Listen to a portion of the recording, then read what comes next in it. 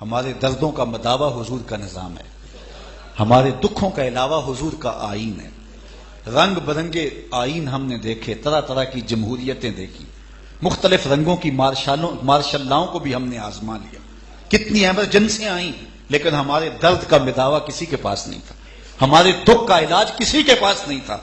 ہمارے من کی ٹھنڈک حضور کے آئین میں ہے، ہمارے اندر کی تراوت اور تسکین حضور کے نظام میں ہے۔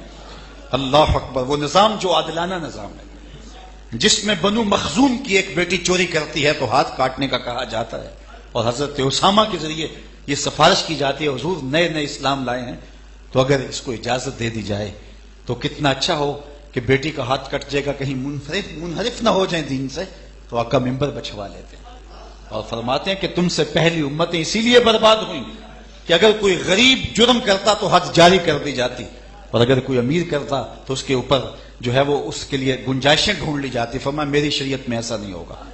لو سرقت فاطمہ بنت محمد لقطع محمد یدہ، فرمایا اگر میری بیٹی بھی چوری کرتی میں اس کے بھی ہاتھ کاٹتا۔ تو یہ رسول اللہ کی دی ہوئی شریعت ہے، جس میں غریب اور امیر جو ہیں وہ دو خانوں میں تقسیم نہیں ہوتے۔ آج ہم نے نظریہ پاکستان سے بھی غداری کی ہے اور جس کی سزا یہ بھگت رہے ہیں۔ یہ بدبخت حکمران ہمارے اوپر مسلط ہیں، یہ ہمارے گناہوں کی سزا ہے۔ ہم خود دیکھیں ہماری خطاؤں کی، ہماری گناہوں کی سزا ہے جو ہم کاٹ رہے ہیں۔ کسی نے حجاج بن یوسف سے کہا تھا کہ تو نے حضرت عمر کا زمانہ دیکھا ہے، ان جیسا انداز حکمرانی کیوں اختیار نہیں کرتا؟ تو اس نے دو لفظی جواب دیا تھا، تبازروا اتعمر لکم، تم ابو ذر جیسی رعایا بن جو، میں عمر جیسا حکمران بن جاتا۔ تو یہ ہمارے گناہوں کی سزا ہے۔ ہم نے تو وہ جھنڈا ہی اٹھانا چھوڑ دیا، ہمارے ممبر و محراب کی آوازیں سرد پڑ گئیں، ٹھنڈی پڑ گئی، ہمارے مقصود ہو گئے۔ آج تو 40 ہزار میں تقریریں نہیں بک رہی، آج نعتیں فروخت نہیں ہو رہی، آج تلاوتیں نہیں بک رہی، تو ہم کہیں کہ دین غالب کیوں نہیں ہوتا؟ دین کیسے غالب ہوگا؟ دین تو قربانیوں سے غالب ہوگا۔ تم نے مدینے کی بہاریں یاد ہیں، طائف کے پتھر یاد نہیں ہیں؟ تو جب اس راہ سے نہیں گزریں گے مدینہ کیسے آئے گا؟ مدینے کے راستے میں بدر بھی آتا ہے، احد بھی آتا ہے، طائف بھی آتا ہے، اور شاب ابو طالب کی سخت گھاٹیاں بھی آتی ہیں، راستے کے اندر بچھے ہوئے کانٹے بھی آتے ہیں، پھیلے ہوئے گڑھے بھی آتے ہیں۔ یہ ساری منزلوں سے گزرتے ہیں تو پھر وہ لمحے آتے ہیں کہ آوازیں آتی ہیں، خبردار میرے نبی کی آواز سے آواز بھی اونچی نہ ہونے پائے۔ ہم شارٹ کٹ تلاش کرتے ہیں، ڈائریکٹ مدینے جانا چاہتے ہیں ہم۔ یا رسول اللہ،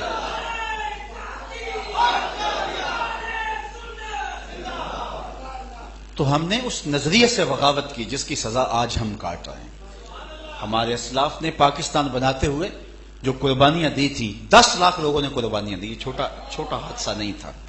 1 کروڑ سے زیادہ لوگوں نے ہجرت کی، تاریخ کی سب سے بڑی ہجرت، اور کتنی آبروئیں لٹیں، اور کتنی تمناؤں کا خون ہوا، 50,000 سہاگ لٹے، اور کتنی دوشیزاؤں نے اپنی آبرو بچانے کے لیے کنویں کے اندر چھلانگیں لگا دی۔ ماں کی گود سے بچہ چھینا جاتا، کرپان کی نوک پہ چڑھایا جاتا، پھر پٹخ کے زمین پہ مارا جاتا، بچے کا پیٹ پھٹ جاتا، اور ماں روتی نہ بلکہ بازو لہرا کے کہتی پاکستان کا مطلب کیا؟ لا الہ۔ اس آئین کے لیے تھا، اس وقت نعرہ لگا تھا، صرف سودائی نے نعرہ لگایا تھا۔ آج آپ کے ٹیلی ویژن کی سکرین کے اوپر آج ایسے بھاری بھرکم لوگ بیٹھے ہوئے ہیں، موٹے پیٹ والے۔ رسول اللہ نے ارشاد فرمایا قرب قیامت میں، سنن نسائی کی روایت ہے، فرمایا قرب قیامت میں موٹے پیٹ والا شخص ایک اونچے پلنگ پہ بیٹھ کے کہے گا نہیں جی حلال وہی ہے جو اللہ نے حلال کیا، جو حرام وہی ہے جو اللہ نے حرام کیا۔ حضور نے فرمایا جھوٹ بولتا ہوگا۔ حضور نے فرمایا انما اوتیت القرآن ومثلہ معہ، جس طرح مجھے قرآن دیا گیا، قرآن جتنے اور علوم بھی میرے سینے میں رکھے گئے ہیں، جس کو میں حلال قرار دے دوں وہ ایسی ہے جس طرح رب نے حلال قرار دیا، اور جس کو میں حرام قرار دے دوں وہ ایسے ہے جس طرح رب نے حرام کیا۔ تو آج وہاں بیٹھ کر کے میں آج پاکستان کے اندر جو حالات ہیں، پاکستان کے نظریے سے غداری کی جا رہی ہے۔ یہ کہا جا رہا ہے کہ پاکستان کا مطلب کیا؟ لا الہ الا اللہ۔ ایک خاتون وہاں بول رہی ہے اور کہتے ہیں یہ نعرہ بعد میں ایجاد کیا گیا، حالانکہ کتنے لوگ ہیں آج بھی موجود ہے جن کے کانوں نے یہ نعرہ سنا ہوا ہے۔ اسرار سودائی مرحوم سے میں ملا ہوں جس نے سب سے پہلے یہ نعرہ لگایا۔ وہ سکول میں پڑھتا تھا، ایک ہندو طالب علم نے کہا تم پاکستان کی رٹ لگائی ہے، پاکستان کا مطلب کیا؟ اس کے اندر کا شاعر جاگا بے ساختہ کا لا الہ الا اللہ، تو یہ نعرہ بن گیا، طول و عرض میں گونجنے لگا۔ پاکستان کا مطلب کیا؟ لا الہ، قانون ریاست کیا ہوگا؟ محمد الرسول اللہ، اسی کو آئین مصطفیٰ کہتے ہیں۔ یہ ہم نے نعرہ دیا تھا، قانون ریاست کیا ہوگا؟ محمد رسول اللہ، حضور علیہ الصلوۃ والسلام کا نظام اس قانون کی ریاست ہوگا، اس ریاست کا قانون ہوگا اور ضابطہ ہوگا اور آئین ہوگا۔ تو ہم نے کیا اس نعرے کو چھوڑ دیا ہے یا صرف رسم کی حد تک رکھا ہوا ہے؟ تو جب ہم اس نعرے کو لے کر اٹھیں گے تو پاکستان کی گلیوں میں اور پاکستان کے کوچہ و بازار میں نظام رسول کی بہاریں آئیں گی۔ اور آپ کو یہ میں بتاؤں کہ پاکستان کا مقدر نظام رسول ہے، آج نہیں تو کل، کل نہیں تو پرسوں۔ اگر ہم نہیں کرتے، ہماری قسمت میں نہیں ہے، تو بعد میں آنے والے کریں گے۔ لیکن ہم اس صف میں نام تو اپنا لکھوائیں۔ جو بدر میں شہید ہوئے تھے انہوں نے فتح مکہ دیکھا تھا، لیکن ان کی بنیادیں، ان کا خون فتح مکہ کی بنیادوں میں پڑا ہے۔ تو شاید ہم وہ لمحے نہ دیکھ سکیں، لیکن ہم بدر کے شہیدوں کی طرح جو ہے اس بنیادوں میں اپنا خون تو ڈالیں، ہم آئین مصطفیٰ کا جھنڈا تو کھڑا رکھیں، اس کو تو نہ جھکنے دیں۔ اور وہ وقت آنا ہے کہ پاکستان سے نظام مصطفیٰ کے سویرے طلوع ہوں گے، اور پوری دنیا کے اوپر یہ پاکستان صرف 18 کروڑ عوام کا مسئلہ نہیں ہے، یہ پاکستان 1 ارب 40 کروڑ مسلمانوں کا مسئلہ ہے۔ یہ صرف ہماری امیدوں کا مرکز نہیں، پورے عالم اسلام کی امیدوں کا مرکز ہے۔ جب ایٹم بم بنا تھا پوری دنیا میں چراغاں کیا گیا تھا، اس کو اسلامی بم کہا گیا تھا۔ فلسطین کے بچوں نے اسرائیلی فوجیوں سے مخاطب ہو کے کہا تھا اب ہمیں چھیڑ کے دیکھنا، یہ اس وقت کہا تھا انہوں نے، لیکن افسوس آج ان کو کاٹا جا رہا ہے اور ہم پھنسے ہوئے ہیں، ہم اپنے بھائیوں کی مدد نہیں کر سکتے۔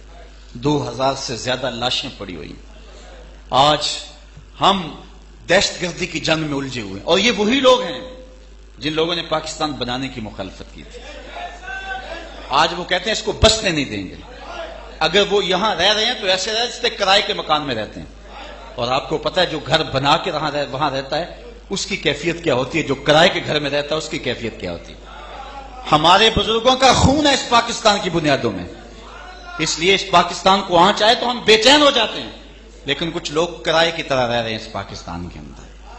پاکستان کو ہم نے بنایا تھا اور ہم نہیں بچانا ہے، اور اس کو کیسے بچایا جائے گا؟ معیشت ٹھیک ہو جائے، معاشرت ٹھیک ہو جائے، ساری جگہیں اپنی جگہ، ساری چیزیں اپنی جگہ پہ۔ پاکستان کو ٹھنڈ اس وقت پڑے گی، قائد اعظم کی روح تب خوش ہوگی، اقبال قبر میں رقص تب کریں گے جب آئین مصطفیٰ اس وطن کے اندر نافذ ہو جائے گا۔ اور یہ ہمارا مقصود ہے، یہ ہمارا مقصوم ہے، اور انشاءاللہ یہ ہو کے رہے گا۔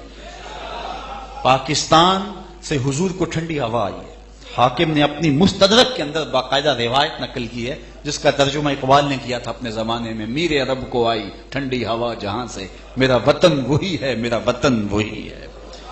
حضور نے غزوہ ہند کی بشارت دی اور یہاں سے لڑا جائے گا۔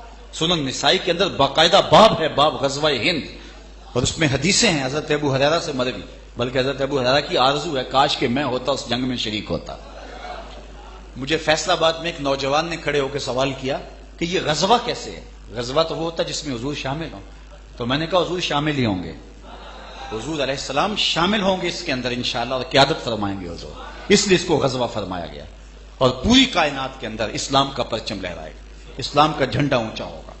بلکہ صحیح حدیث میں آتا ہے کہ حضور کے غلام جب آگے بڑھیں گے اور مختلف روایات اور حدیث کا خلاصہ اگر نکالیں تو نتیجہ یہ نکلتا ہے کہ خراسان سے کچھ لوگ آئیں گے، اور پھر ان کی تعداد 70,000 ہوگی، اور پاکستان کی افواج اس کے ساتھ ملیں گی، پھر دہلی کو کیپچر کریں گے، پھر آگے ترک ساتھ ہوں گے، اور مسجد اقصی کے اوپر اسلام کا جھنڈا لہرایا جائے گا، اور آخری یہودی کو قتل کر دیا جائے گا، اور آخری یہودی کو قتل کر دیا جائے گا، وہ پتھروں اور درختوں کے پیچھے چھپیں گے۔ صحیح حدیث میں آتا ہے ایک غرقد نامی درخت ہوگا جو یہودیوں کو پناہ دے گا، اور اس کو شجر الیہود کہتے ہیں، اور آج بھی اسرائیل میں اس کی کاشت ہو رہی ہے۔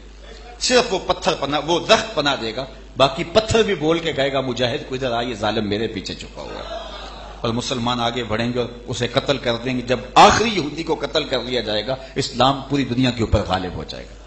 اوباما نے ایک زمانے میں کہا تھا کہ دنیا کے اوپر امن تب نافذ ہوگا کہ 2 شہر برباد کر دیے جائیں، اور معاذ اللہ اس کا خیال مکۃ المکرمہ اور حرم نبوی تھا. تو میں نے، میری نحیف سی آواز ہے، کمزور سی آواز ہے، میں نے کہا، جگہ جگہ کہا کہ پوری دنیا کے اوپر امن کی ضمانت یہ دو شہر ہیں. یہاں تو جانور کو بھی شکار نہیں کیا جاتا، اور دنیا کے اوپر پائیدار امن تب ہوگا جب دنیا سے آخری یہودی قتل کر دیا جائے گا. پھر تو سانپ بھی ڈسنا چھوڑ دیں گے، ان کو بھی ڈسنا انہوں نے سکھایا ہوا ہے. اور ہمیں تو یہ درس دیا گیا ہے، من لم یجد صدقہ فلیلعن الیہود، جس کے پاس صدقہ دینے کے لیے کچھ نہیں ہے وہ یہودیوں پہ لعنت کرے، اللہ صدقے کا ثواب عطا کرے. پورے عالم اسلام کو ان لوگوں نے جو ہے وہ ڈسٹرب کیا ہوا ہے. تو جب یہ ختم ہوں گے تو پھر پوری دنیا کے اوپر نظام رسول کا سویرا طلوع ہوگا. تو میں پھر مبارکباد دیتا ہوں آپ کو بھی، اور کاش کہ ہمارے ہر آستانے پہ جذبوں کا یہ جہان آباد ہو جائے، اور پھر آستانے اٹھیں. بر صغیر پاک و ہند میں اسلام بزرگوں کی محنتوں کا ثمر ہے. یہاں کوئی نبی پیدا نہیں ہوا، یہاں اصحاب رسول بھی نہیں آئے، یہاں اولیاء آئے اور ان کی نظر اٹھتی گئی اور زنار ٹوٹتے گئے. ایک ایک حضور کے غلام نے اور ولی نے 90 لاکھ کافروں کو کلمہ توحید پڑھا. یہ دین ہے صوفیاء کی، یہ صوفیاء کا فیضان ہے یہ دھرتی، یہ عرض وطن پاکستان. اس لیے خام خواہ یہاں صوفیاء کی مخالفت سے کچھ حاصل نہیں ہوگا. اور میں آپ کو یہ بھی بتاؤں کہ پاکستان میں جب بھی انقلاب آیا صوفیاء کی طرز پہ انقلاب آئے گا، چونکہ اس ملک کا مزاج یہ ہے، اس ملک کا انداز یہ ہے. یہاں بیلٹ اور بلٹ سے انقلاب نہیں آئے گا، یہاں خانقاہوں سے انقلاب آئے گا. خانقاہیں اس ملک کو کھڑا کریں گے. کاش کے خانقاہوں میں بیٹھے ہوئے لوگ اٹھ کھڑے ہوں، رسم شبیری ادا کریں اور پاکستان کے اندر نظام رسول کا جھنڈا لے کے نکلیں. یہ تو پوری قوت کے ساتھ نکل کھڑے ہوں تو وہی دن پاکستان کی تقدیر کے بدلنے کا دن ہوگا. کاش کہ ایسا ہو اور ایسے لمحے ہماری آنکھیں دیکھ سکے، نہیں تو ہماری نسلیں دیکھے. میں خراج پیش کرتا ہوں اور اللہ کی بارگاہ میں دعا گو ہوں کہ وہ اس آستانہ نور کو قیامت تک قائم رکھے اور دنیا آخرت کی بہاریں ان کی جھولیوں میں ڈال دے. وآخر دعوانا ان الحمدللہ.